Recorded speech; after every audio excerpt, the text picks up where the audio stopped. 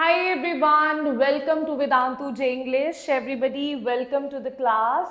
Welcome to the class. The class has started. So guys, today is a little off timing because the slots were already filled. Right, 6 p.m. you have your class, 8 p.m. you have your class. So I decided to take the class at 4 p.m. Let's see how many of you join in because maybe students are at their school also. Some of you might be watching this class on the recorded version as well. So all of you, if you are watching this on the recorded version as well, do let me know in the comment section if you have any doubt, right? Okay, so you can always ask me in the comment section. So guys, let's talk about this one that we are going to discuss today is SN1, SN2 types of elimination reactions. All these things we'll discuss in today's class, right? So before that, right, we need to know some very basic things like how many types of solvents you have. Then we'll talk about leaving group, nucleophilicity, basicity. These are some of the basic things that we'll talk about. After that, we'll jump towards SN1, SN2 and other types of mechanisms as well. That will make this journey very smooth for you, right? Okay, yes students, so yes Manoj, let's start it. And before going further, let me just remind you that now the price guys has increased, right? The original price is 4,999, that was at a discounted price of 999 and now it has increased to 1,999. Now it can increase further as well if you don't purchase it now, then eventually you'll have to pay more to have the same test series, right? So you can just click on the link in the description and avail this offer that is available to you at 1,999. Okay, so and this was the previous question. No, this was actually not the homework that I gave you. I gave you no homework, right? As far as I remember, yes. So guys, now let's talk about solvents, right? What are the types of solvents that you have? So guys, when we talk about solvents, right, there are majorly two categories of solvent that we have. That first is non-polar and then there is polar solvents. When we talk about non-polar solvents, that means the polarity mu is going to be 0 here. This we have discussed in chemical bonding, that because all the dipoles are cancelling each other, that's why mu is going to be 0 here, here, here. In all these cases, why it is 0 here? Because of a linear structure. Why it is 0 here? Because this has a tetrahedral structure where eventually all the dipoles are cancelling each other, right? Then benzene is 0 and hexane is 0. So all these are 0. These are non-polar solvents, right? When we talk about polar solvents, majorly it is divided into two parts. One is polar protic, then there is polar aprotic. So what do you mean by protic? Protic means H positive, right? So the one which has capability of furnishing H positive, that means giving H positive ion, that is called as polar protic. Polar aprotic is the one which do not has capability of giving you H positive ion, that is polar aprotic, right? Then guys, how this is useful in SN1, SN2, because on one kind of reaction follows protic solvent, it wants to have protic solvent, other kind wants to have aprotic. So not only the definition, you should also know that what are the very famous polar protic and polar aprotic solvents. If you see this here, polar protic solvents are the one which has H positive. Like this has H positive, water has H positive, this acetic acid has the capability of donating H positive, right? So ROH, water, CH3, all these have the capability of donating, giving H positive ion. That is why they are called as polar protic solvents, right?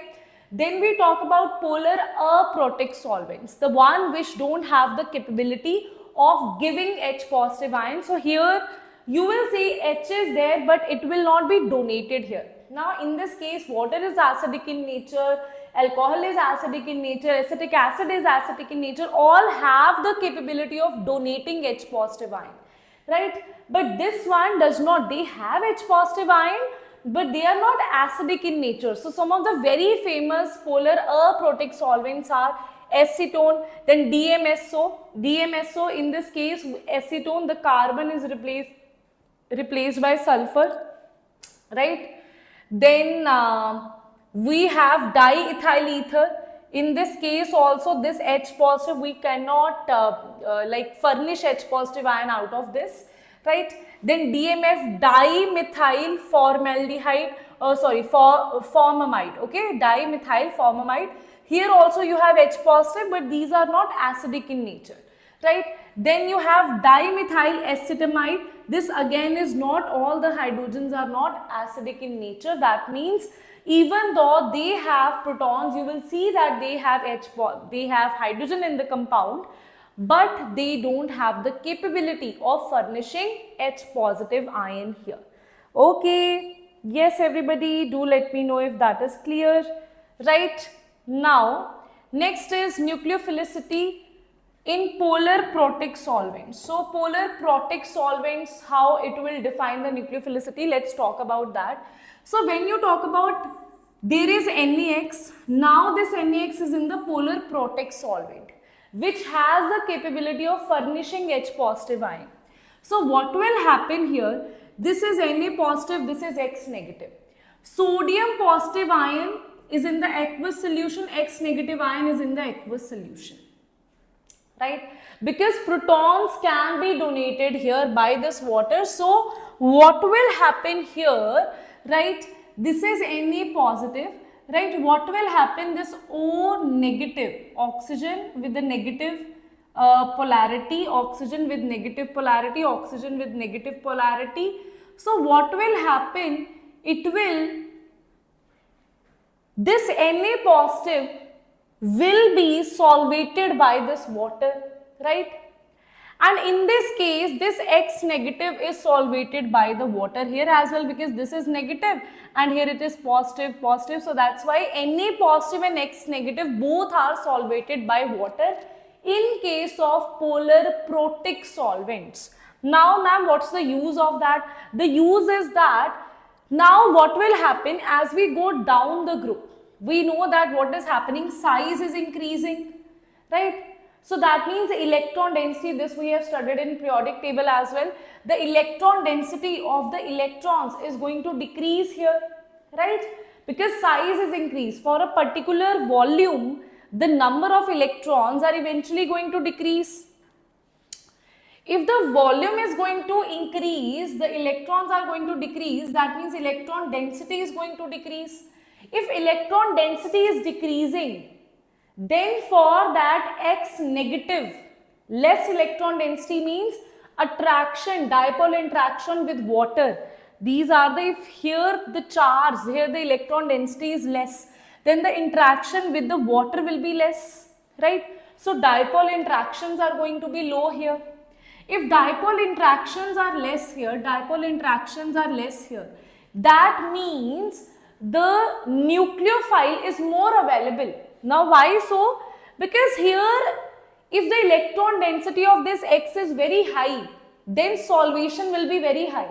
The dipole interactions will be very high.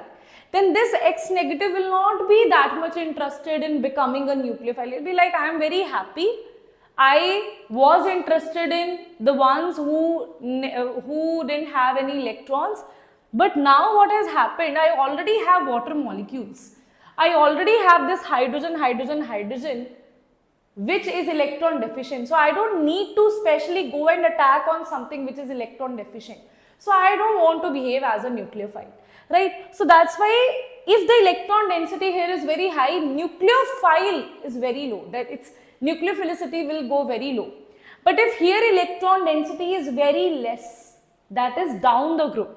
That is the reason nucleophile is more available for attack. That means nucleophilicity increases as size in the polar. Now what is happening? Nucleophile is more available because the down the group electron density is decreasing. Nucleophile is more available. So down the group we can say nucleophilicity is going to increase. So here it is going to be fluorine, chlorine, bromine, iodine. So maximum will be down the group it is increasing. So here it is fluorine, chlorine, bromine, iodine. We know that down the group it is increasing. This is in case of polar protic solvents, right? But in case of polar aprotic solvents, if you see polar aprotic solvents, so in case of polar aprotic solvents, things will be different here. Let's see how. So if you have NaX here, this is DMSO, right? That is your polar aprotic solvent. Now, what will happen here, right? This Na positive is solvated, right? This will be solvated. But this X negative will not be solvated here, right? Because for the solvation of X negative, H positive as such are not directly available here, right? So this X negative is not solvated. So if you see this here, right? If you see these here, this is positive, this is positive, this is positive, this is negative, right? Because of very less negative here, right? What is going to happen? If you can see one thing here, in all the cases you will see one thing, this is negative, here this is negative. Can you see negative charge is concentrated here? Negative charge is concentrated here in one place. Right? Because the negative charge is concentrated here in one place, that is why Na positive can be solvated by the negative charge. But the positive charge is distributed. H positive you don't have here. Because if I want to solvate this X negative, I need to have something cationic, I need to have something positive. So positive charge is distributed here if you see. In all these compounds, positive charge is distributed on these carbon, on these two carbons, overall the molecule, positive charge is distributed, it is not concentrated. That is the reason this positive charge is not able to solvate this X negative here, right? Now what will happen? Na positive is being solvated by the negative here. It is being solvated by the negative here because it is densely concentrated at one place, the negative charge is concentrated.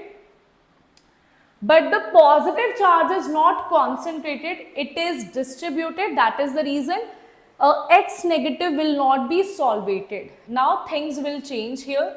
As the nucleophiles are free, they are not caged. Nucleophile means X negative is not caged anywhere, it is not solvated, right? Therefore, halide ion where electron density is more will have more nucleophilicity.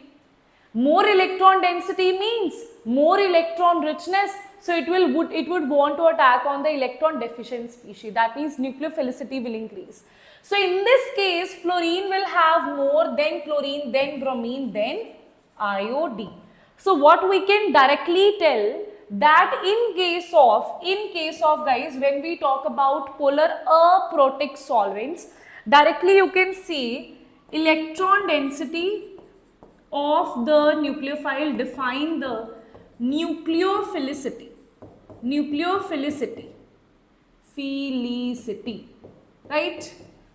It will define the nucleophilicity, but in case of polar protic solvent,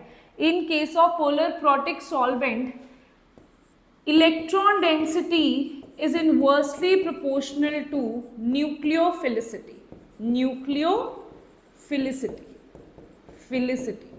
Now these kind of questions they can directly ask you based on the nucleophilicity. Will it be more, will it be less, that you have to define, and for that you need to have the core conceptual knowledge of this one. Very, very good evening.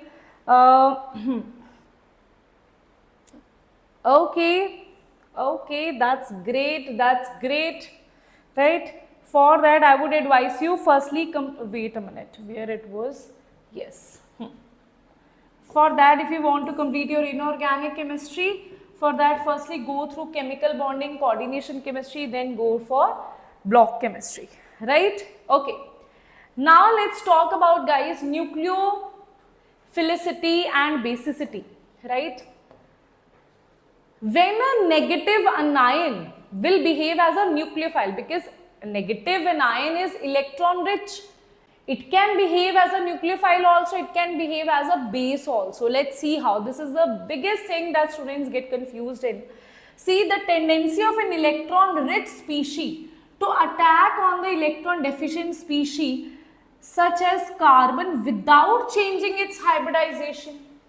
That means substitution will take place here. That means this negative is going to attack on this electron deficient. This is electron deficient, this is electron rich. This electron rich species is attacking on electron deficient species, and here this particular electron is moving here, that it is, you have the elimination of X negative here, right? Now in this case, this leads to the substitution, right? That's why you will see nucleophilic substitution reaction that we are going to discuss today, right? Here Y negative is acting as a nucleophile, which leads to the substitution, because here also it is sp3, here also it is sp3. It's just that earlier it was X and now it is Y. The replacement of the ion has taken place, so it is substitution. So when a nucleophile attacks on the carbon, right, if it does not result in changing the hybridization, that means substitution reaction is taking place. That is called as nucleophilic, because nucleophile is attacking, substitution reaction because substitution is taking place here, right? Then guys, basicity is when the negative ion, the electron rich species that attacks on the molecule is behaving as a base. And what is the work of a base? A base wants to abstract the proton. So it will attack here. It will abstract the proton, or you can also write it like this. It will abstract the proton from here. These electrons will jump here and this X will be eliminated here. So this Y, this base is not getting attached. Rather, it is taking out H from here, and it is here, it is sp3, it is sp3, and here it is sp2, and this is sp2. So change in hybridization is there, and in this case the negative ion is not attacking and getting attached. It is taking out the H positive. Whenever a compound, a species which takes out H positive, that is called as a base, right? So tendency of an electron rich species to abstract an acidic proton that is there is called as basicity. Here Y negative is acting as a base, which leads to the formation of pi bond, and that is your elimination reactions that today we are going to talk about, right? Okay. Now it's a very important thing that same species can behave as a base also. It can behave as a nucleophile also, and that is where students get confused in the mechanism.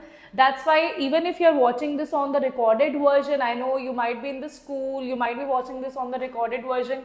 Guys, wherever you feel that, okay, I'm not able to understand that, please pause the video, write it down in the comment section, I'll surely reply, right? Now, major thing for you is that in the mechanisms, right, don't say that OH negative will always act as a nucleophile. No, it may be acting as a base, it may be acting as a nucleophile as well, right? So sometimes depending upon so many situations, it can behave as base and nucleophile both, right? Now, let's talk about next, that is leaving group. So what is a leaving group? In a nucleophile substitution elimination reaction, when nucleophile or a base attacks, whether it's elimination or it's substitution, a group ion is departed from the substrate, that is called as leaving group. Now, a good leaving group we need. If a good leaving group we have, then the reaction can easily take place. If the leaving group is like, I don't want to go, then it is not a good reaction, right? So for a leaving group has to be good, what is the condition? What are good leaving groups? Which are poor leaving groups? That also you should know.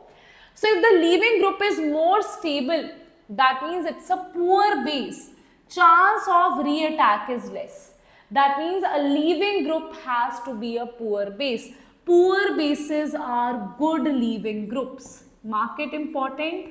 So leaving group order is opposite to the basic strength order. Poor bases are good leaving groups, right? The one which is a poor base will act as a good leaving group. It can easily leave from that side, right? Now, if you talk about the decreasing order of leaving group ability of some groups, now guys see one thing, right? OH negative, it's a very good base. That's why it does not want to leave. It's like, I don't want to leave. I am a very good base. This OR negative is also good base. That's why it also doesn't want to leave.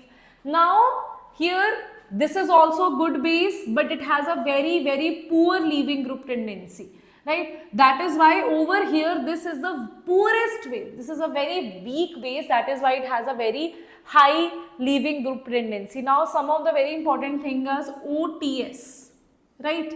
Then you have, in case of halogens, leaving group tendency, you must remember, that is very, very important. That is very, very, this is tosyl group, okay? This is tosyl group. This BS and MS is not that important for you. OTS is very important. That OTS is a better leaving group as compared to OH. So you need to convert OH to OTS. You will see this in various reactions. And in case of halogens, what you will see, iodine, then bromine, then chlorine, then fluorine is a very, very poor leaving group. And you will see these consequences when we will do the mechanism, that how these things affect a mechanism, right? Okay, everybody, do let me know if that is clear. In the presence of electron rich reagent, right, if you have, now let's talk about in presence of a nucleophile or electron rich reagent, what are the things that can take place? I am not talking about NO2 positive, guys. Today we'll be talking about this mechanism, this electrophile I am not talking about. Our full focus is on that if you have a electron rich reagent, then what are the reactions that can take place? So in case of, in presence of electron rich reagent, right, nucleophile or it can be a base, it shows two characteristics reaction it will show. First is nucleophilic substitution when it is behaving as a nucleophile. Then there is elimination when it is behaving as a base. So here the species is behaving as a nucleophile and here it is behaving as a base. That is the difference that you will see. Here it is behaving as a base. Okay. Now let's talk about these two things here. When it is behaving as a base, how it will behave? As a base, it will abstract the proton from here. It will shift here, right? And this X will leave and you will have the formation of pi bond here that we discussed before.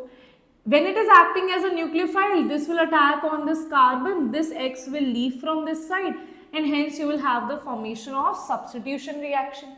So these are the two kind of reactions that we are going to talk about, starting with the nucleophilic substitution reaction. Okay, everybody, do let me know if that is there. Oops, I forgot. Wait a minute, let me just ask sir. Wait a minute, I'll just text him. Wait a minute.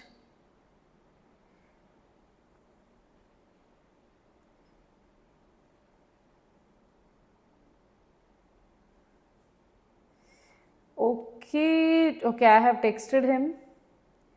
Wait a minute, yes.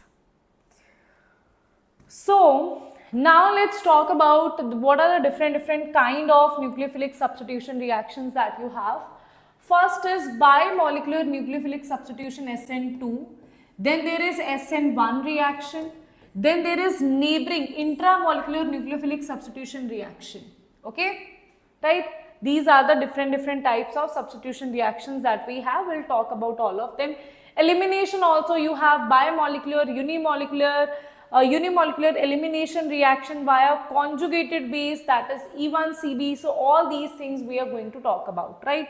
So let's discuss one by one. Firstly, let's discuss about SN1 reaction. SN1 reaction, very good evening Manoj. Jakala, very good evening, yes, Aradhya, good evening.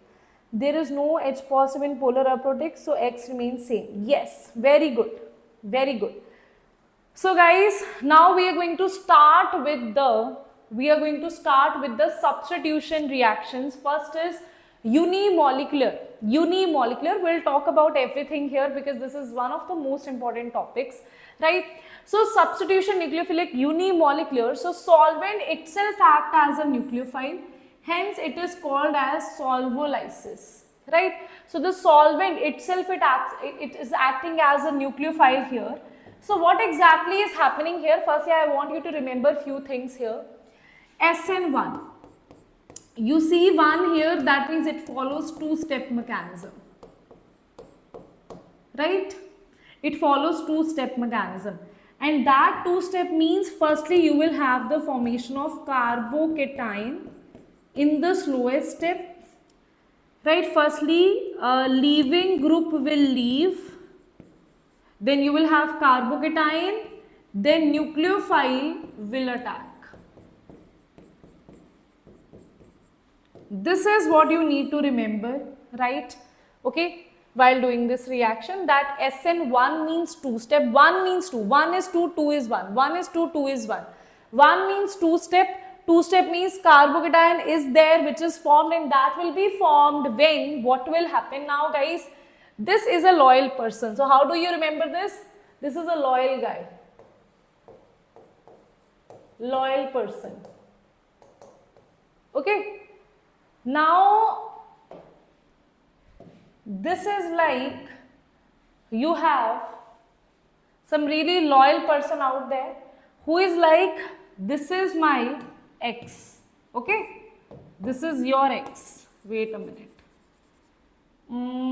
Okay, so this is X. X can be any halogen. So X wants to leave, right? He wants some other new nucleophile to attack here. Okay, fine. If he wants some other nucleophile to attack here, you know what I'll do? I'll just not generalize this. I'll talk about X as halogen and Nu as nucleophile only I'll talk about, right? Nu here. Right? Okay, yes. Sure. Wait a minute. Yes. So here guys, see what is going to happen. Firstly, X will leave. Firstly, breakup will happen. So here breakup. Breakup is happening. Breaking up. They are breaking up now. Right? X is leaving. Now this carbocation is a lonely carbocation which has only 3 bonds here. It is electron deficient, and now in the second step to this electron deficient species, a nucleophile will attack here, right? And hence it will form a new compound with the substitution X, and now in place of X you have nucleophile. But why I am saying this is a loyal person? Because he is not like, okay, I am chatting with this person also, I am chatting with that person also. No. He is like, bro, firstly break up, then only some new entry.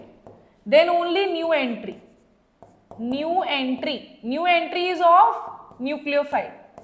New nucleophile. X has to go always, guys. X will always leave, right, from your life. X will never stay, right? So X will leave, carbocation is formed. And you know what is the rate determining step here? This formation of carbocation is the rate determining step. So in SN1, rearrangement is a possibility. Rearrangement is a possibility. You can write it here. Rearrangement is a possibility. Rearrangement is a possibility in this case. Can you write it down? Rearrangement is a possibility in this case, right? Okay, rearrangement can definitely happen here, right? Now let's talk about other things here, right? That ma'am, okay, let's talk about this in 3D, how this is going to take place. So what is happening here? Firstly, this is the group.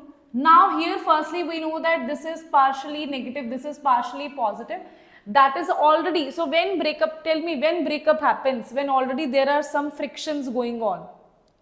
Okay, you are this, you are that, we are already, you know, hating that person, only then breakup will happen, na?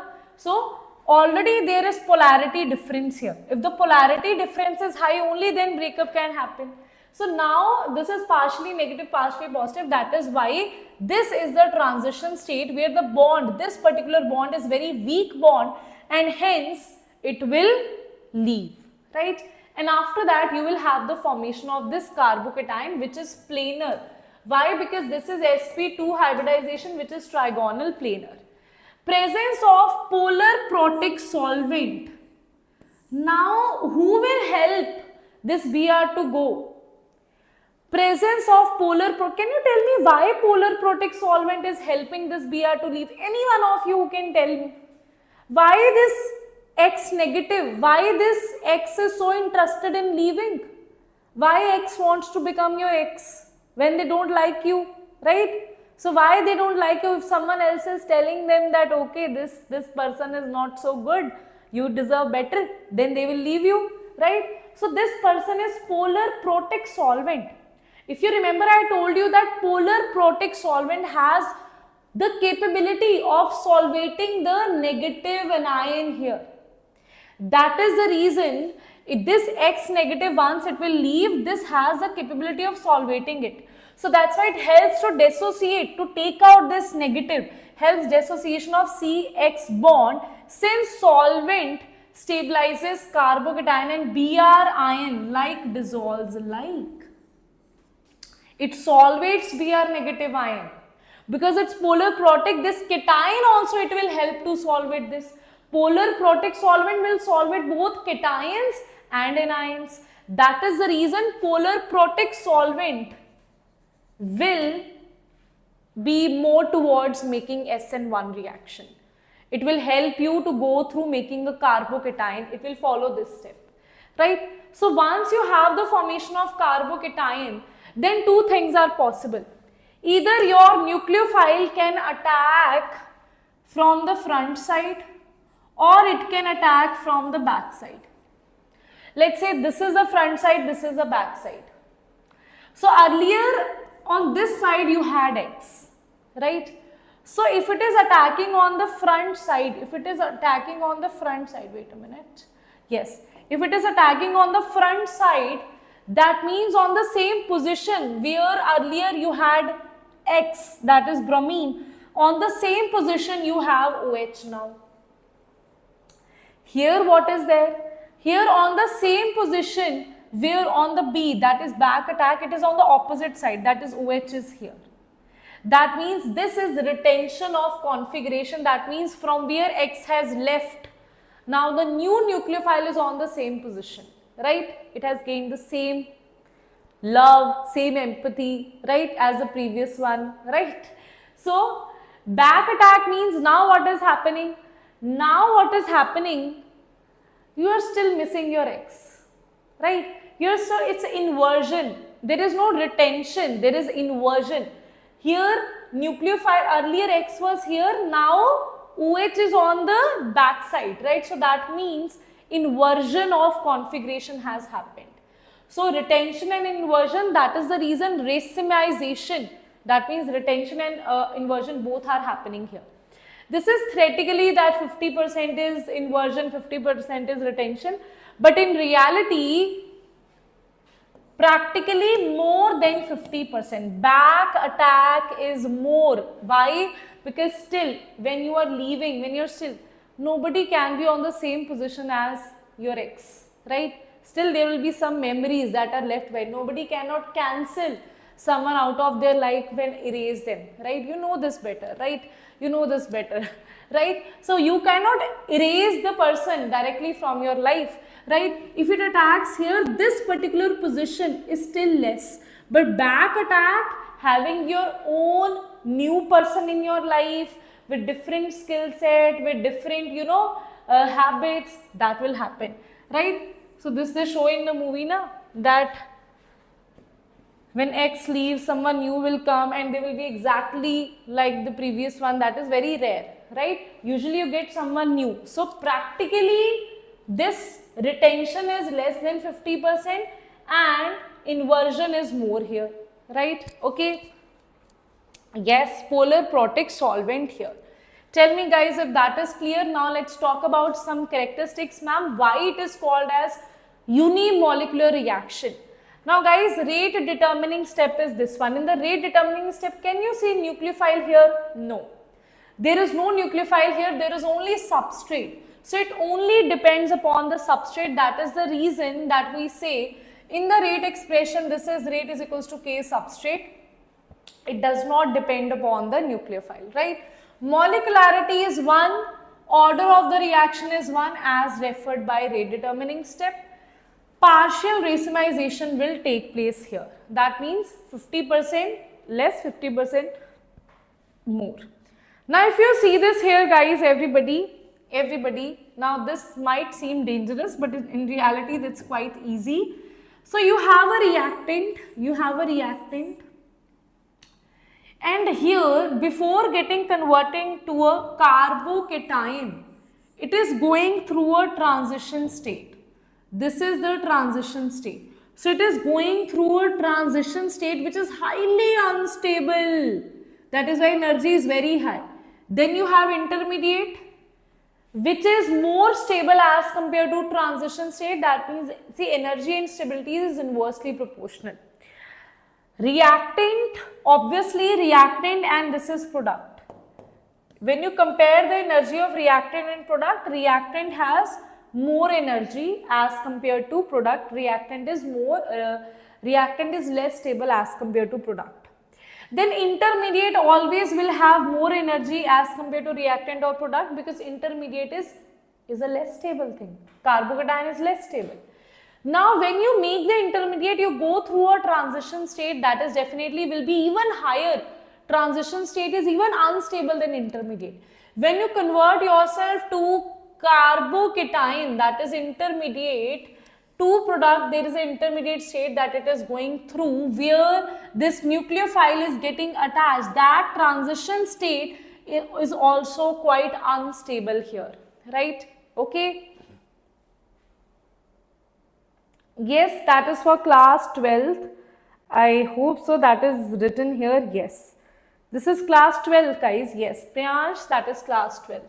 Okay. Do let me know, guys, if that is clearly like understandable to all of you or not, that what exactly is happening, how reactant and product, why the energy of transition state, then again intermediate, then again transition state. This transition state is where the bromine and carbon bond is breaking. This is where the new bond is getting formed here. That is transition, when you transit from one place to another, right? Now let's see the factors on which SN1 reaction depends upon. There are so many factors. Nature of substrate, right? What is the nature of reactant that you have? So because it is carbocation is going to get formed, that is why 3° carbocation will show you more alkyl group. That is the reason, because of the hyperconjugation here, inductive effect here, what you will see that 3°, then you have 2°, then you have 1°. That means it depends upon the, I'll just directly say, it depends upon the stability of the carbocation. If you find a stable carbocation, then the rate will be very high. That stable carbocation may be because of this thing also. Like you have, let's say, this carbocation which is connected to a lone pair. Now here you will see back bonding, right? You can also see C double bond, C, this C positive. Here also you can see conjugation. Because of conjugation, this is a stable carbocation. So not only 3°, 2°, 1°, you just see the stability of carbocation, where and rearrangement will also take place here, right? If carbocation is formed, rearrangement, if it is possible, it will take place, right? Then presence of, first is talking about substrate, then second thing is X, right? If X is very stubborn, I don't want to go from your life, right? Then what you will do, right? So leaving group has to be very chill. Leaving group has to be cool enough to go from their life, right? So leaving group, I told you that I negative is a very good leaving group, then Br negative, then Cl negative, then Fr negative, F negative. That's why I told you nucleophilicity, basicity, leaving group, so that all these things you don't get confused here. right? So leaving group tendency is like this. That is why they, in case of alkyl halide, this is the order of SN1 reaction. Presence of heavy metal ions such as Ag positive, Pb positive being Lewis acid enhances leaving group ability. For example, you have Ag positive ion, then easily this X can leave because this Ag positive will enhance the leaving group ability of this particular X here, right? There are some other things that we can imply to increase the leaving group tendency. Then next is nature of solvent. Solvent, what is the nature of solvent? Is it polar aprotic? Is it polar protic? So I told you that polar protic solvent will help the carbocation and the leaving group to stabilize by solvating them, right? So that is the reason we need polar protic solvents here. We need polar protic solvents, and stabilizes carbocation and leaving group rate, so that's why rate increases. So we need polar protic solvents, like you have H2O, you have KOH, right? These are all polar protic solvents. Now, okay, yes. So we'll have ROH, right? Then you have CH3, COOH, all these are polar protic solvents. That was about the solvent, okay? Nucleophile, I have not talked about that. Since RDS is independent of concentration of nucleophile, so we know that rate determining step, there is no nucleophile. So there is no effect of nucleophile on the rate, on the SN1 reaction. Nucleophile as such does not have any effect here. Even weak nucleophile can also give you this. Weak nucleophile can also show, can show SN1. So nucleophile, a new person that is getting added in your life, that new person doesn't have to be desperate, right? If you're alone, if you're single, that new person can join your life, right? But if you're already with someone and there is someone who is not so desperate, oh my God, I love this person, I'm totally crazy about this person, they will not get into your life. They'll be like, okay, this person is already with someone else, so I'll not go there, right? But this doesn't happen right now. Whatever news I am hearing, right, that's very sad. But yeah, weak nucleophile who is not so desperate, he is like, okay, if there is a carbocation, then I can attack. If it is not a carbocation, already carbon has 4 bonds, then I don't need to attack, right? So weak nucleophile will attack here in the polar protic solvents. Yes, Barhi is the trick. So now typical substrate having SN1 substrate, let's talk about now guys. If you talk about allyl, benzyl, alkoxy group, right, they favor SN1. Let's see how. In case of allyl, if this leaves, you will have a formation of a carbocation which is resonance stabilized. Because of this resonance stabilization, allyl group is stable carbocation, so it can follow SN1. Benzyl, if it leaves, it will also prefer SN1, right? So that is the reason here, this particular group here that you can see, it will show resonating structures, right? That is the reason this will be a stable carbocation. And also you have alkoxy group here.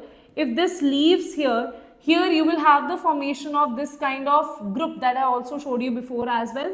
This will show you back bonding.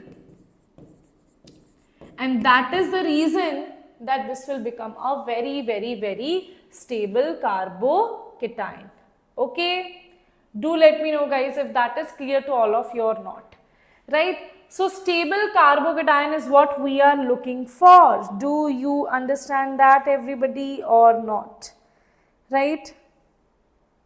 Yes?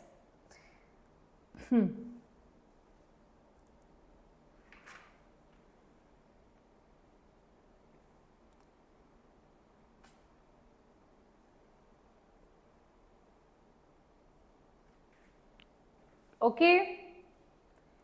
Yes. But just remember that here you need to have weak nucleophile here. weak nucleophile. Okay, so now what is the crux?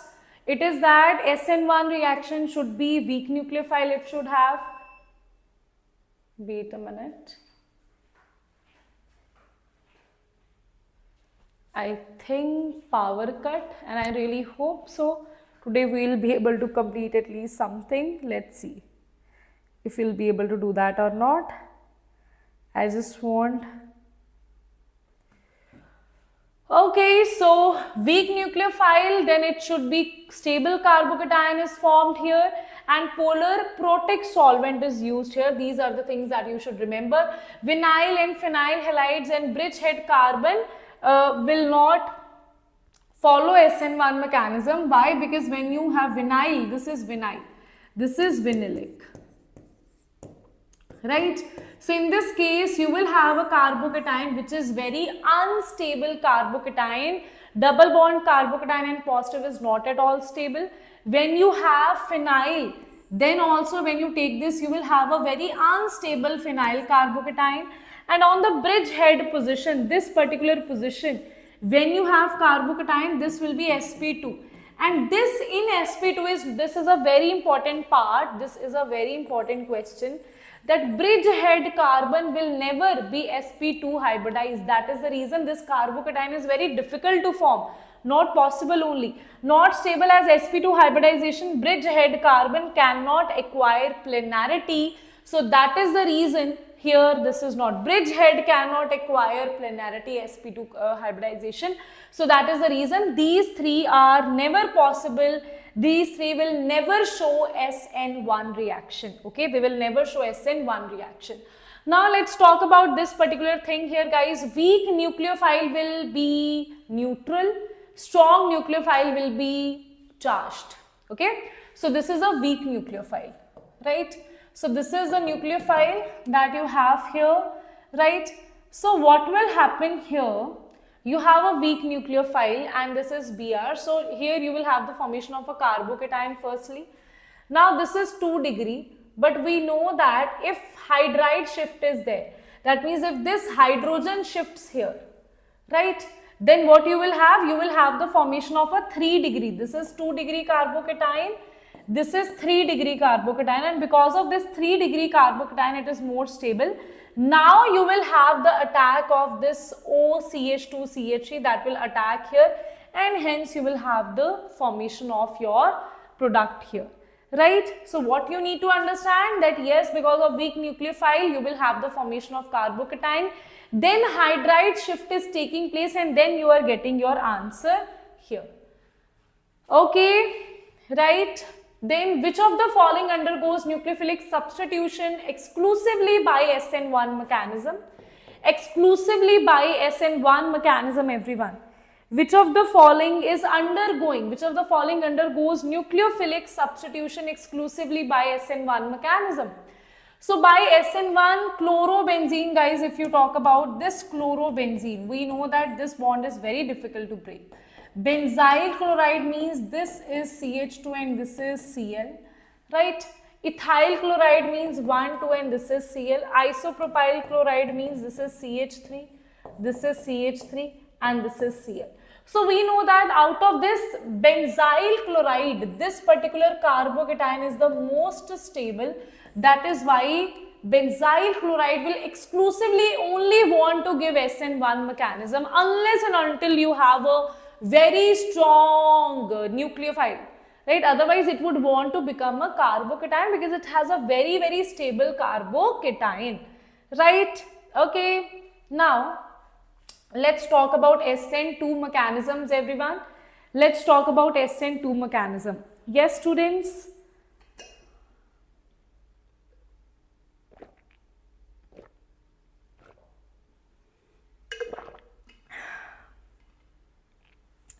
Let's talk about SN2 mechanism. So in SN2 mechanism, it is a single step reaction, right? 2 means 1 step. 2 means 2, 1, 1, 2, just remember that. 2 means 1 step, 1 means 2 step.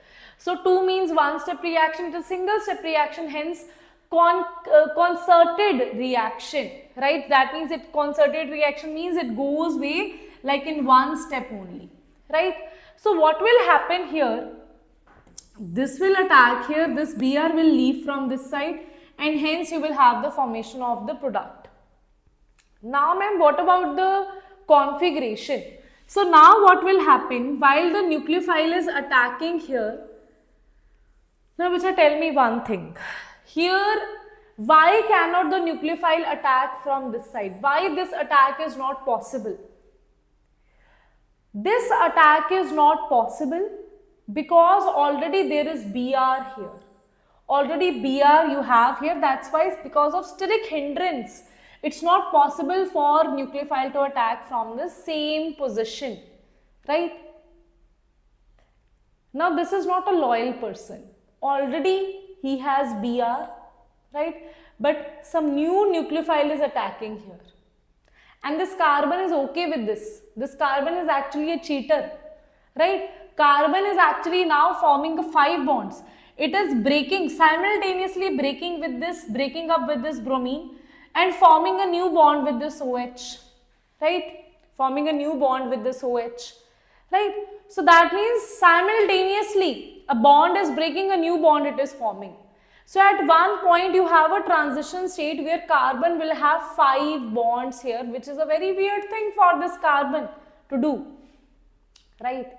So in the attack step here you have transition state, then what will happen? Br negative will finally say, you are cheating on me with this OH here, right? You are also talking to me, you are also talking to this OH, so I will leave. Br has some self-respect. Br will be like, I will leave, okay? Br will leave from here and now it has attachment of new OH here.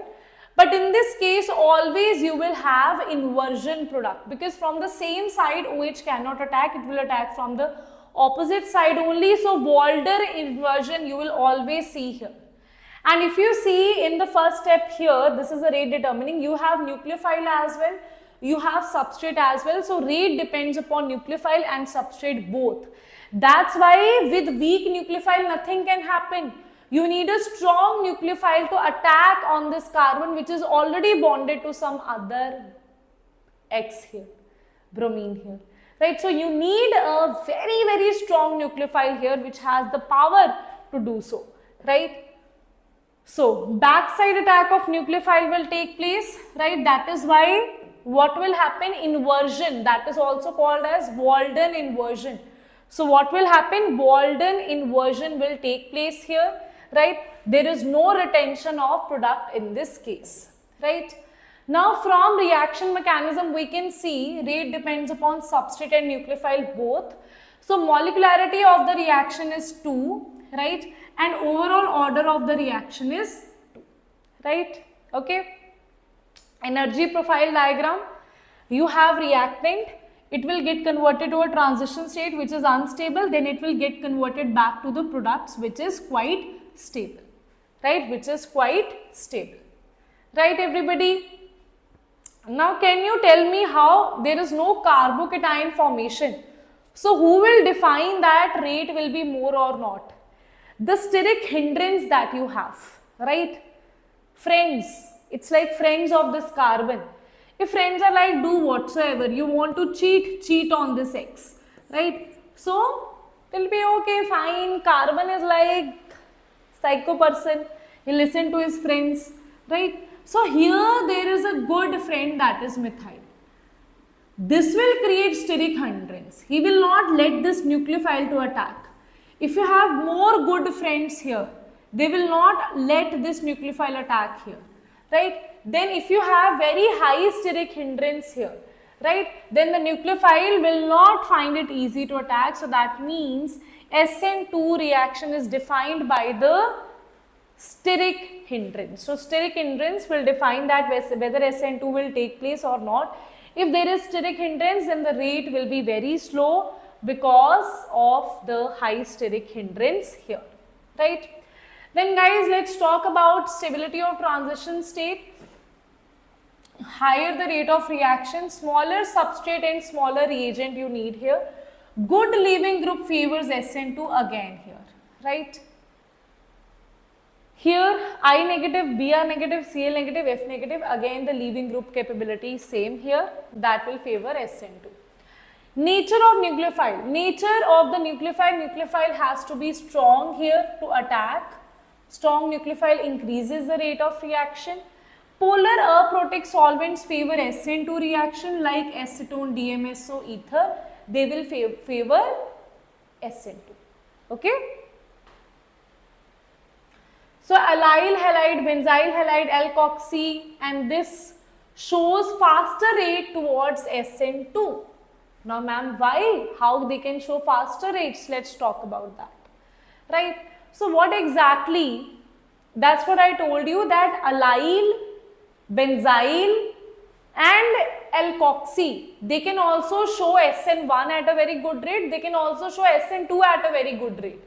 Why they are showing SN1 at a very good rate? Because their carbocation is very stable. Now you will see, because they are not sterically hindered. Because they are not at all sterically hindered. sp2 and also planar avoiding steric hindrance. Steric hindrance is not there. That's why they can also show SN2. So it will depend upon the nucleophile. Whether allyl, benzyl or alkoxy will show SN1 or SN2. So you can see again there is no nucleophilic, there is no steric hindrance, so they can easily attack here and this can easily leave. Right. Again here there is no steric hindrance, it can attack here, this can easily leave. So what you have to remember, that allyl, benzyl, all these groups, wait a minute, let me just write it here. Allyl, these groups, they show SN1 when you have weak nucleophile. They show SN2 when you have strong nucleophile. They can show both. They are happy in both cases. Right? They also form a stable carbocation. Steric hindrance is also very less. So that exclusively depends upon what kind of nucleophile you choose here. Right? Then guys, even if you have any electron withdrawing group, now if you have electron withdrawing group, this will take out the electrons from this carbon. The electron deficiency on this carbon will increase. If the electron deficiency is very high, nucleophile will attack easily. That's why presence of strong electron withdrawing group increases the deficiency, and from this particular line also they ask you questions. Which of the following is highly nucleophilic, shows very high nucleophilicity or low nucleophilicity? This they can ask you, right? Okay, right? Okay. No Pavan till now, so he has not replied. Okay, you can ask him directly in today's class. He has a class at 8 PM. Okay, he must be taking some other classes. Okay. Yes, everybody. Yes, Anjali DMS. So, very good. So, do let me know, guys, if till you have any problem what we have discussed till now.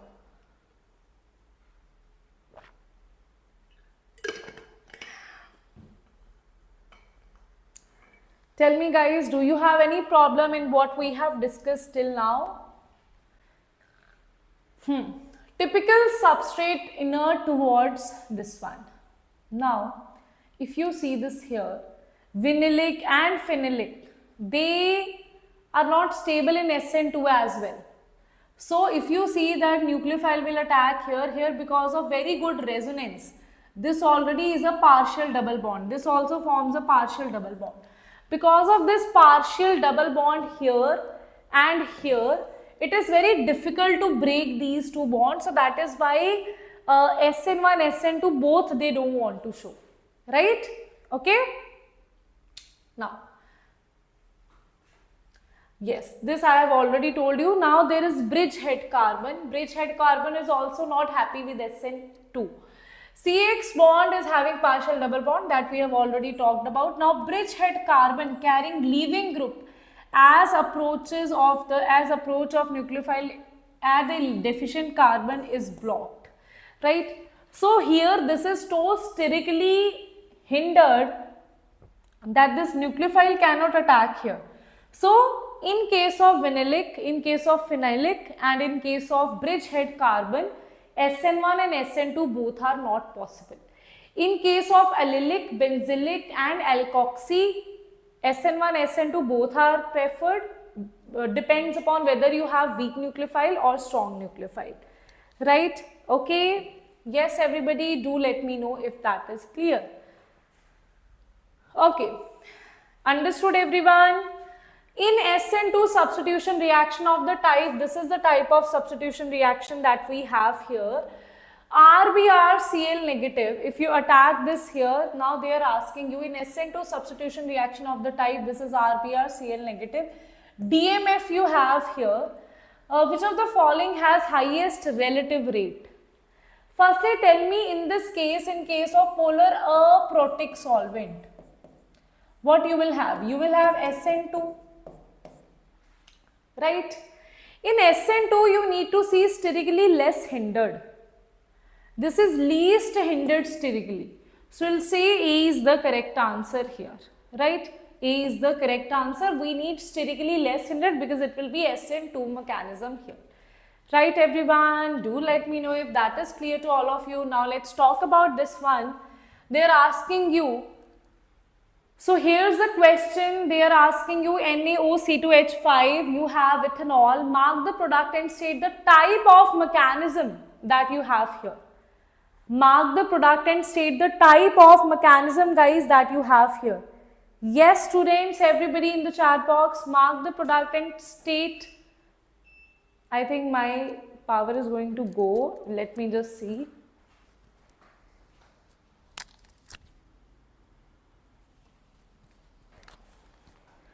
Guys, if the class ends now, because here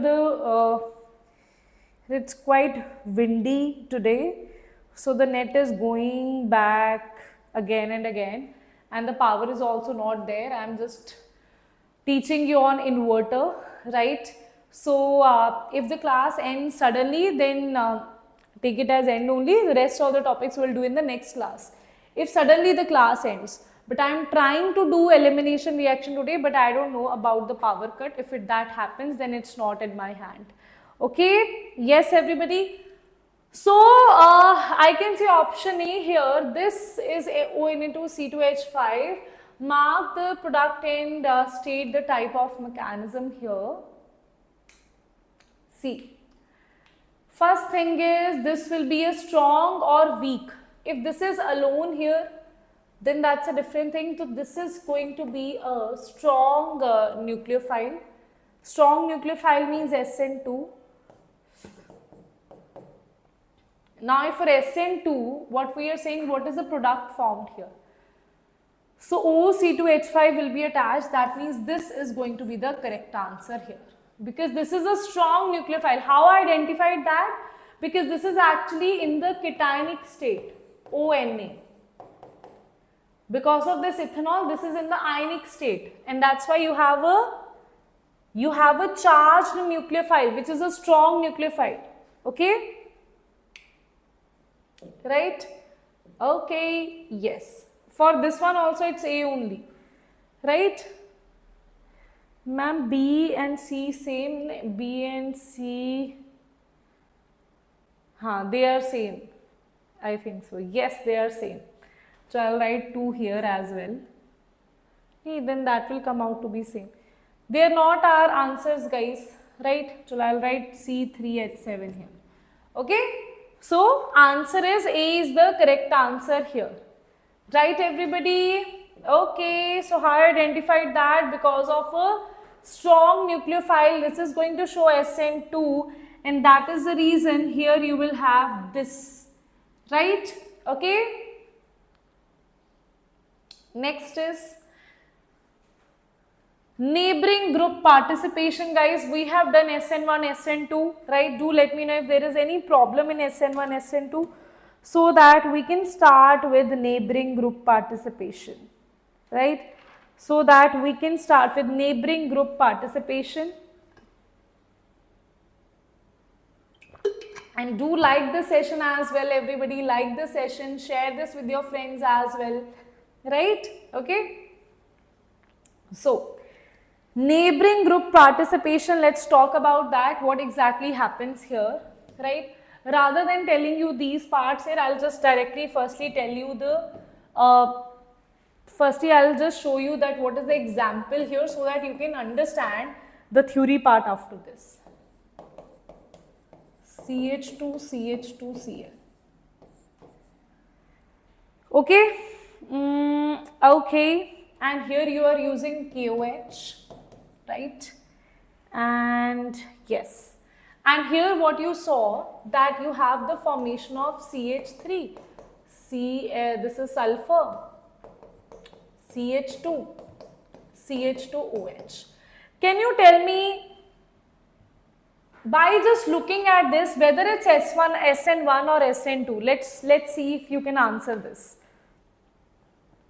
Whether it's SN1 or SN2, is this a strong nucleophile? Yes. OH negative is a strong nucleophile, strong nucleophile. That is the reason it will attack here, right? This will leave here, sorry, it will attack here, this will leave, and hence you will have the formation of that product.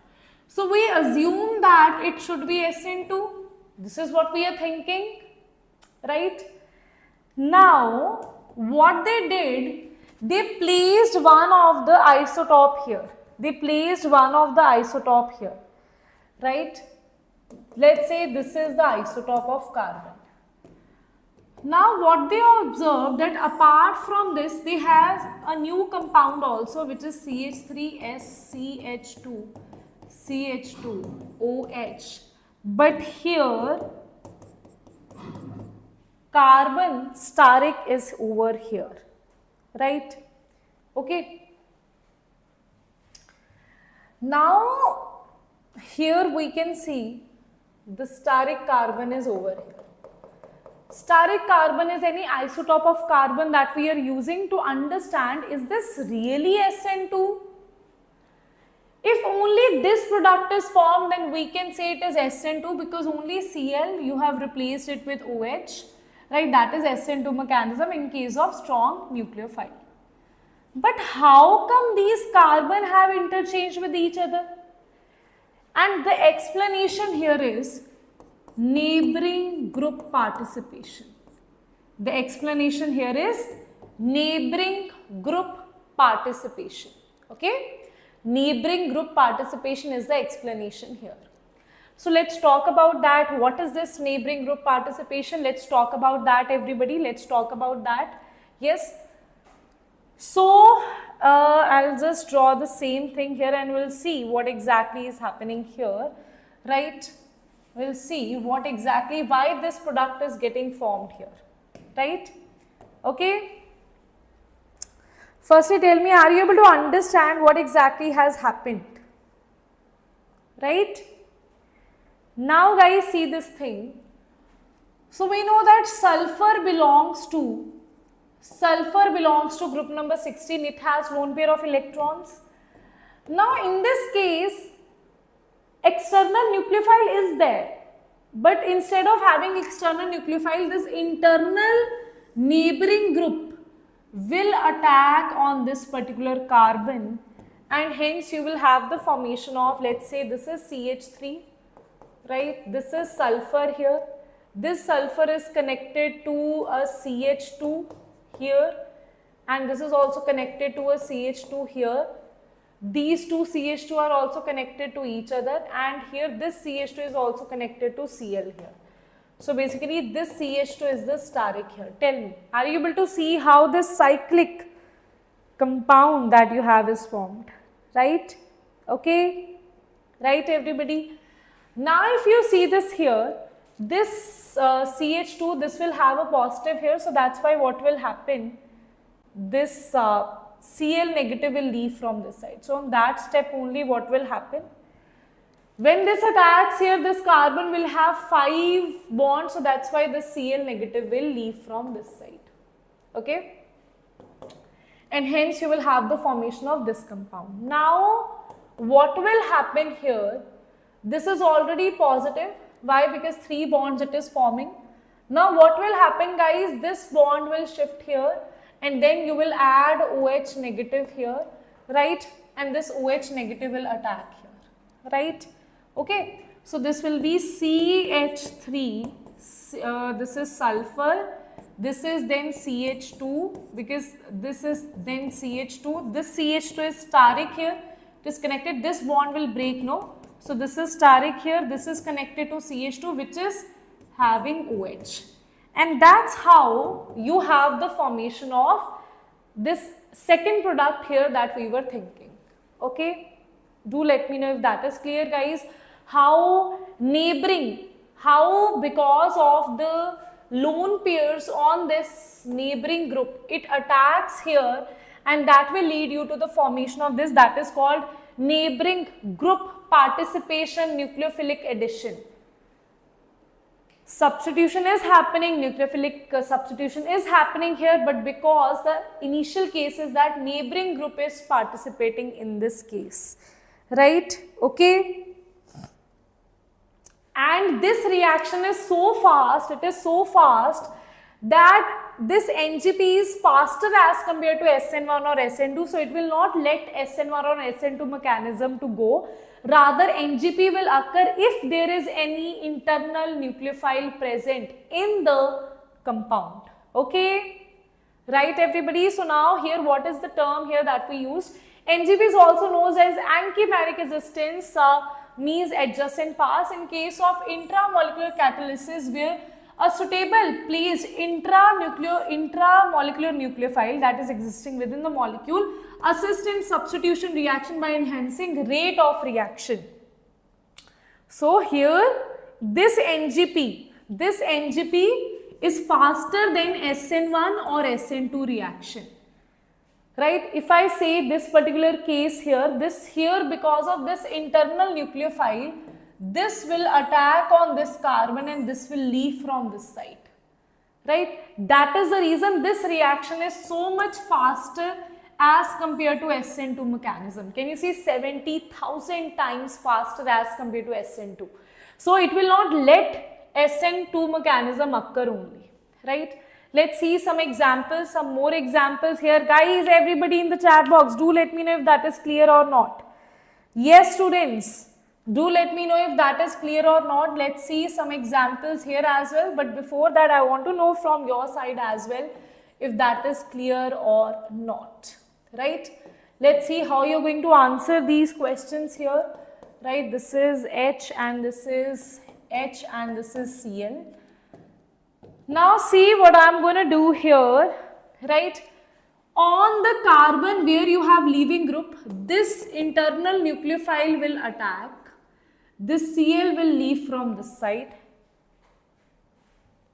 And hence, you will have, this is as it is.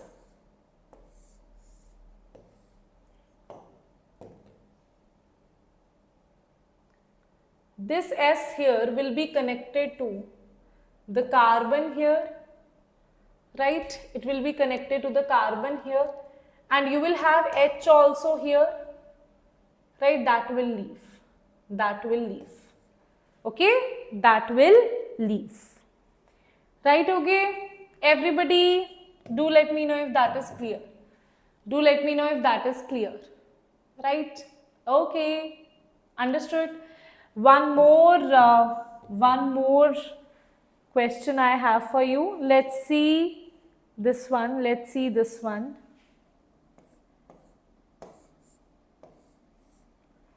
Okay, this is OH and this is H. This is H and this is Cl. Right? There is one more case where things are opposite. This is Cl and this is H. Now, this is Cl here and this is H here.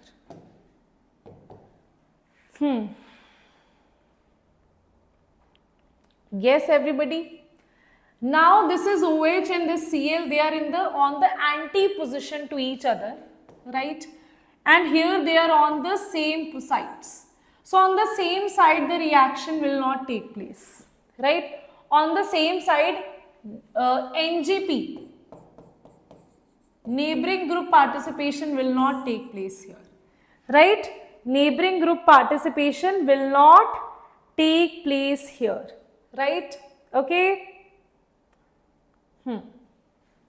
Rather, what will happen? You will add KOH here, right? this will attack here, this KOH is going to attack here, OH negative is going to attack here, right? Then the Cl will leave from this side. So that thing can take place, but neighboring group participation will not occur here. NGP will not take place. But here NGP will take place. Here NGP, neighboring group participation, will take place. This lone pair will attack on the nucleophilic carbon. This will leave from this side, and hence you will have the formation of, this is the compound that you have, and here you have, this is O, this is H, and already you have the attachment of H here with this one, right? Then H will leave from this side, and hence you will have the formation of, H will leave from this side, and hence you will have the formation of this compound here, right? Okay, understood? So leaving group and that should be on the opposite sides here always. Right, everybody? Tell me if there is any problem in this case. And that was about neighboring group. Achha, now some reactions of SN2 na, that we'll talk about in next class. Okay, what I want to do, the name of this chapter, title that we have here. So firstly, what I would want to do is, I've deleted all the things here. I would love to start with elimination reactions, okay, so that those examples and all we can do in the next class as well. Like what are the reactions? Reaction part, all the things I'll do in the next class. Let's firstly complete at least elimination reaction today, right? Okay.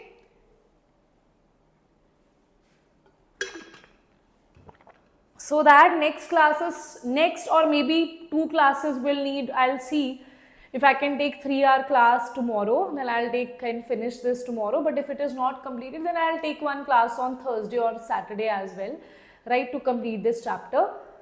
But this week I'll try to complete, right? Okay, but for that, let's firstly understand elimination reactions. So guys, in elimination reaction, you will have a base. So it involves removal of 2 groups, generally one being proton and other being leaving group from the unsaturated. Unsaturated means with a double bond to form a unsaturated compounds. That means double bond and all it should have. Now, based on the positions, we have divided it into alpha, beta or 1, 3, 1N elimination reactions. Let's talk about what is alpha, what is beta. So guys, alpha elimination, that means both hydrogen and the leaving group is on the same carbon, okay. So it is known as 1,1 elimination, both the groups departs from the same carbon atom. And this you will see in Reamer-Teamer reaction, in carbylamine reaction, in the mechanisms you will see this part, where the formation of dichlorocarbene is alpha elimination, and that is, I think, one of the rarest alpha eliminations that you will see in your syllabus, right? So base is going to abstract the proton, that is alpha, from this carbon. It will abstract the proton. This will shift here, right, and here it will take out the Cl also, because here what you will have the formation of this CCl3 negative. Again, what will happen, a base will attack here, Cl negative will leave, and you will have the formation of CCl2, that is dichlorocarbene. That is a very important electrophile. That is a very important electrophile. This electrophile we will use in Reamer-Teamer reaction, in carbylamine reaction. Same steps will follow, and the reagent will always be CHCl3 chloroform and KOH. You will see that, right? Okay. So in the presence of a base, chloroform on bromoform can be dehydrohalogenated to form a carbene, and here we have formed dichlorocarbene, that is alpha elimination from the same carbon. Beta elimination is from the adjacent carbon. So what you have done, from alpha position you have eliminated the leaving group, and from the beta position, so what exactly is happening here? Firstly, base will attack, you will take out H positive, this bond will shift here and Cl negative will also leave.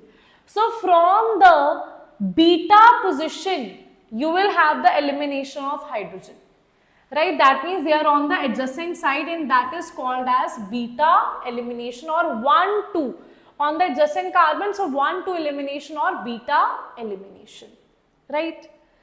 Then guys, beta elimination is further divided into some parts that we will talk about, E1, E2, E1CB, that we will talk about. But now, as of now, let's talk about 1,3 and 1N elimination. So here we are saying, or this is also can be called as gamma elimination, right? That means hydrogen here, this is leaving group. If leaving group is on the alpha position, this is beta and this is gamma. Then from the gamma position, you are taking out the proton. From this base is attacking, you are taking out the proton from gamma position. These electrons are shifting here, and here you have elimination of leaving group, right? And hence this is the thing that you have here. This will leave from this side, and you will have the formation of epoxides here. You will have the formation of epoxides here. So in case of epoxides, you have gamma elimination, or let's say 1,3 elimination. A reaction in which elimination takes place from alpha carbon and gamma carbon, that is called as gamma or 1,3 elimination. Okay, right? Now let's talk about this one. Okay, this too, let's not do it this here, because I have not taught you currently about E1 and E2. So I'll firstly teach you about E1, E2, then we'll talk about that. Right? Tell me. So because right now you have today just done SN1, SN2, the best way to teach you is, the best sequence is that today only I teach you about E1, E2. If I get into then again different reaction, you will again get confused. So right now it's very fresh in your mind that ma'am, yes, we have discussed about SN1, SN2. Similar, same is E1, E2. Same. It will be very easy for you now to understand E1, E2 as well. Right? Okay? Yes. Right now double bond is formed. If you already have a double bond, then triple bond also can be formed. Okay? So elimination, beta elimination is of further majorly two types, that is E1 and E2. Let's talk about that. This type of beta elimination reaction, when it proceeds in two steps, 1 means 2. Achha, SN1 was going in 2 steps. E1 is also going in 2 steps. Okay? Just like bacha, SN1 was going in 2 steps, E1 is also going in 2 steps. Okay? So this type of beta elimination which proceeds in 2 steps, right? Here again, just like in SN1, you have formation of carbocation. Here also you'll have the formation of carbocation, and then you will have the second step. So let's talk about, and one thing to remember, this occurs at a high temperature, right? So here consider the following reaction. Now in this case, if you have only water, then it will give you SN1 reaction because it's a weak nucleophile. But now because here you have heat also, so it will give you this will give you E1 reaction. That means what will happen? This is the nucleophile.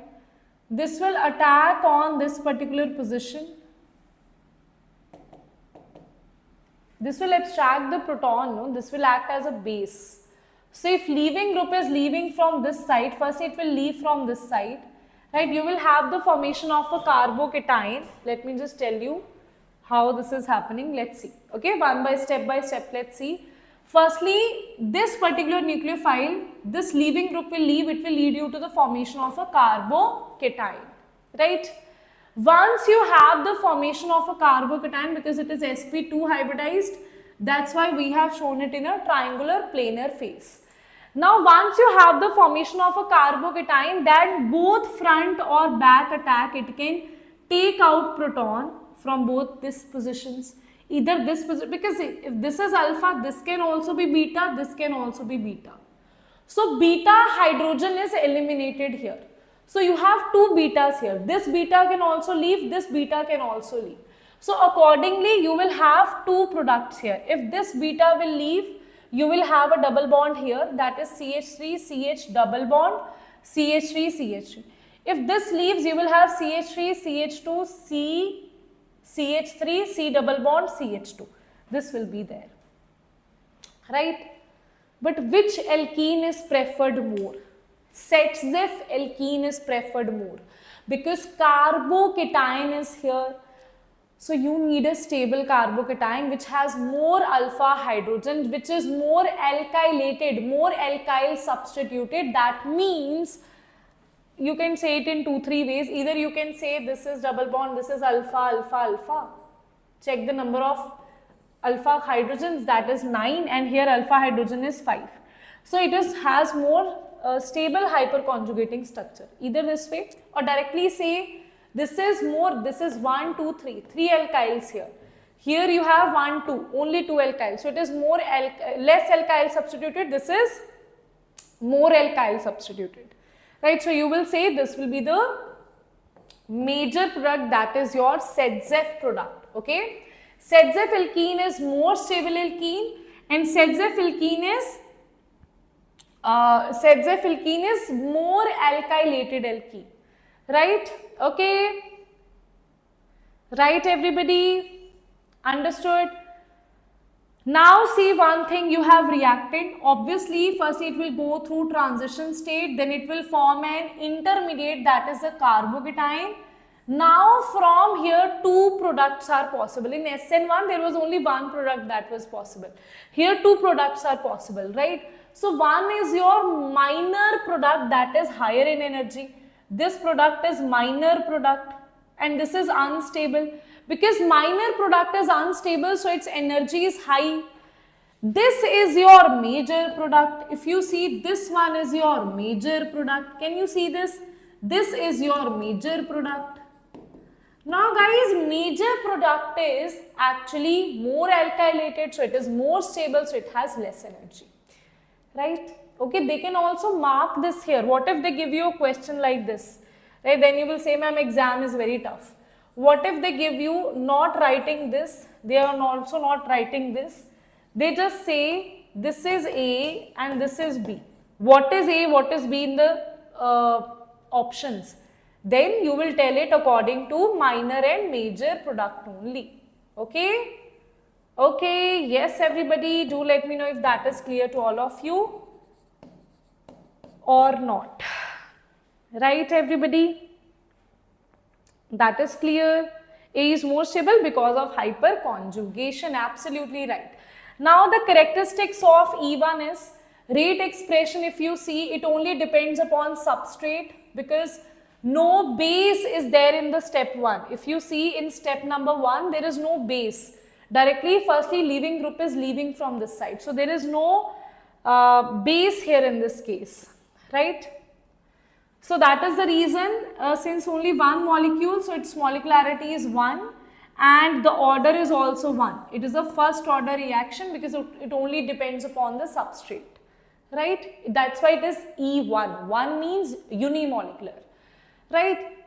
Now guys, let's talk about the stereochemistry. So firstly, if you have this thing, if you have a carbocation here, if there is syn elimination, elimination also can be of 2 types. Syn elimination will give you on same side you will have the products, you will have the same group on the same side, and anti-elimination opposite you will have the same group, right? That is anti-elimination. That depends upon different reactions, whether it's syn or anti, right? If you remember, we have discussed about that, right? Syn or anti, right? Now, nature of substrate. Now, again, there is formation of carbocation, so that depends upon the stability of carbocation. So, that will be 3 degree, then 2 degree, then 1 degree because of hyperconjugation. 3 degrees carbocation is more stable, right? Then we talk about leaving group. Now, leaving group should be good, right? Better leaving group increases. If the leaving group is not good, then how come carbocation will be formed? So, leaving group should have good capability of going, right? So, you should have a good leaving group. Then nature of the base. Base does not have to be so strong here. Since base does not appear in the rate equation, weak base usually solvent itself favors E1 reaction. So even if you have weak base, that will also follow even, right? Weak base will also be okay here, right everybody? Okay. Nature of the solvent. Carbocation and leaving group get solvated in polar protic solvent. So just like in SN1 reaction, you have polar protic. Here also you will have polar protic solvent. Okay. So this is same as SN1. That's why I am teaching you simultaneously this. It's just that there we had substitution. Here we had elimination. Right. Effect of temperature. Temperature definitely has to be higher here. And in SN1 there was no such condition, and here temperature has to be higher. Carbocation is formed and nucleophile or base is available. SN1, even both are possible, but higher temperature favors fission. So that's why in a weak nucleophile, if you have high temperature, it will follow E1. If you have a low temperature, it will follow SN1. Okay? Understood everybody? Yes. These are some examples here. If you see the example in this case, this is alpha, this is beta, this is beta. This is heat, this is a weak nucleophile. Because of heat, it will act as a base. So we can say E1 mechanism it will follow. This will leave from this side. Either you can double bond here or double bond here. But we know that double bond here and double bond here are possible. But which one is more stable, right? The one which is more alkylated, so this is more stable. This further can give you trans also and cis also. Wait a minute, cis also. So trans is going to be major as compared to cis, then you will have this C. So trans is going to be major, then you will have cis, then you will have this less alkylated product as the minor one, okay? Then guys, in example 2, this OTF is again a very good leaving group. So it will leave from this side, right? And here this will be alpha. Either this can be beta or this can be beta or this can be beta, right? So this beta will be chosen as major. So when you have this double bond here, that will be chosen as major. See, double bond can be here, or it can be here, or it can be here. So which one will be the major? That is more alkylated. So this one will be major. This one is also alkylated, but not that much. This is least alkylated. So A, then you will have B, then you will have C. You can also just calculate the hyperconjugating structure that I have already told you how to calculate in GOC. And from that also you can tell more the alpha hydrogens, more the hyperconjugating structure, more better will be the alkene, right? Third one is this one guys. Here again, this is alpha, this is beta, this is beta. So this is also possible, this is also possible. But this one will be the major because of more alkylation. Trans, then you will have cis, then you will have less substituted alkene. Right everybody? Okay. Do let me know if that is clear to all of you or not.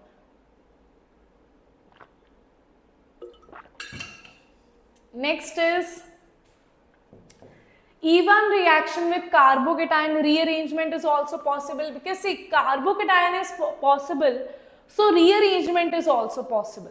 So for example, you have this situation, CH3OH heat means it is going to follow E1 mechanism. So here Cl negative will leave, you will have a carbocation like this will be the carbocation. Now this is a 2-degree carbocation, right?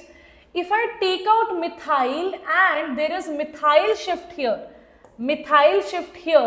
this methyl will shift to this place and here you will have a carbocation. So here you will have a carbocation, this methyl has shifted here, so that's why this carbon will have 2-methyl, this carbon already had 2-methyl. Now here this is alpha, this will be beta or this will be beta or this will be beta, but we know that this beta will have more alkylations, more alkyl substituted product, so this will be preferred here, that will be your major Sedzev alkene. This one is also possible, but that will be a minor product, that is called as Hoffman product, which is called as the minor product. ZZF means more alkylated, which will be the major product, right? Okay, thank you, Syandeep, thank you so much. Okay, do let me know guys if that is getting clear in your head. Another example is, Bacha, see here what will happen, right? You have this thing, again what can happen? Br negative can leave from this side, carbocation will shift here. This is a 2-degree carbocation, right? In 6-membered ring, never think about ring expansion, ring contraction, because 6-membered is quite a stable ring, right? But, and we know that happy me. We know that the order of rearrangement, the shifting, migrating group shifting is more is hydrogen, then phenyl, then methyl. If I have an option, either I can shift this hydride or I can shift this methyl, I will choose hydride. So I'll shift hydride, hydride shift will take place here, and hence this hydrogen will shift here, you will have the formation of a carbocation here, right? Once you have the formation of a carbocation here, then this will be beta, this will be beta, or this will be beta. If you put double bond here, right, then that will be minor. If you put double bond here or here, that will be the major product, because that is more alkyl substituted product, right everybody? Okay, do let me know if that is clear to all of you. Now I am going towards the last reaction of today, because at 6 p.m. Namrata ma'am is going to start her class. So that's why I am going to just end this lecture by firstly teaching you E2, right? And after that, rest of the things we'll do in the next class. Okay, let's quickly finish E2, same as SN2. Just like SN2 follows a mechanism where you have no carbocation, it's a one-step mechanism. Similarly, it's a one-step mechanism here. This takes place in the presence of a strong base here. Such a strong base that will firstly take out the proton, and simultaneously it will create the leaving of the leaving group, right? So firstly what will happen, this will go and here this will leave, this bond will shift here. Simultaneously you will have the formation of this thing here, right? Or this can happen, or this hydrogen can leave here and this bond can shift here. Two things can happen. This also can leave and this can shift here. This also can leave. This base can attack here as well, and this can shift here. When this is happening, when this hydrogen, see, if this is alpha, this is also beta, this is also beta. When this beta you are using, you are making the minor product here, that is less alkyl substituted. When you have elimination of this hydrogen, you have the formation of more alkylated, that is a major product here, right? So what exactly happens here? In the same case I told you, leaving group is leaving, and on the same time this base is going to attack here. Either this proton it will take out, either this proton it will take out, you can also write it like this, and this will shift here, or this proton it will take out and this will shift here. Two things are possible. ZZF product will also be the major product here as well. That's why very rarely you will see in the mechanism whether it's E1 or E2. Why? Because both will give you the same ZZF product as a major product, right? So that differentiation very rarely you will see, right? Okay, rate expression, we know that in rate determining step, both base, this is the base, this is the base, and this is the substrate. Both you have, so it depends upon both the things. Molecularity and order of the reaction is 2 because it depends upon base and substrate, both the things. And here when you talk about the diagram here, reactant, then you have transition state, and then it is giving you a minor product that is having more energy. Then it is also giving you a major product that is having less energy, right? But here you don't have, ma'am, will you take the lecture tomorrow? Yes, yes, tomorrow I'll take the lecture, right? Tomorrow I'll have to take the lecture, right? Right? Because otherwise, so your syllabus will, we need to complete it as well, right? So E2 reaction follows two parallel mechanism due to two beta carbon. Abstraction of beta hydrogen from more substituted carbon results in more stable transition state. This bit I have told you already, that ZF product will be more stable here, right? Okay, right? When you have less stable product as a major product, that is called as Hoffman elimination product, and that is also possible. We'll talk about those things in the next class, about Hoffman product. I'll talk about that in the next class, that is in Hoffman elimination and all that generally. But in E1, E2, generally it gives you ZF product, but there are some cases where it gives you Hoffman product, and we need to see it in detail when it gives you Hoffman product. So all these things I'll talk about in the next class. So generally ZF product is major product in E2 reactions. Under certain condition, Hoffman product is obtained as a major product. So these conditions we'll talk about in the next class. Okay everybody, is that clear? So I think that's it, that's it for today. Now you have like your 2 more classes, so I don't want to overload you with so many things, right? Tomorrow I'm thinking to start your class at 5 p.m. Do let me know if you are okay with that, right? Easy, especially organic, is my favorite because of you, ma'am. Thank you so much. I'm really lucky to have you as a teacher. Thank you so much, Manoj. Thank you so much. And tomorrow I am thinking, do let me know if you are ready for that. Let's take the lecture at 5 p.m. Tomorrow I have class at 8 p.m. Is it? Tomorrow I have class at 8 p.m. Okay. So I'll ask if it is possible. Okay. I'll ask Shreyas sir if he can exchange his slots with me so that I can take the class from 5 to 8.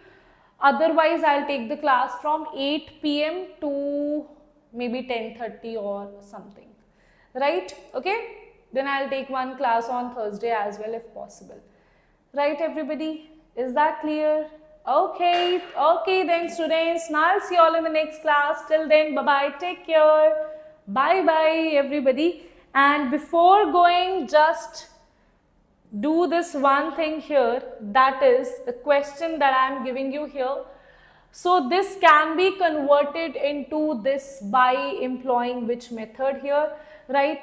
So you need to convert this to this part. You need to tell me which method you should employ here,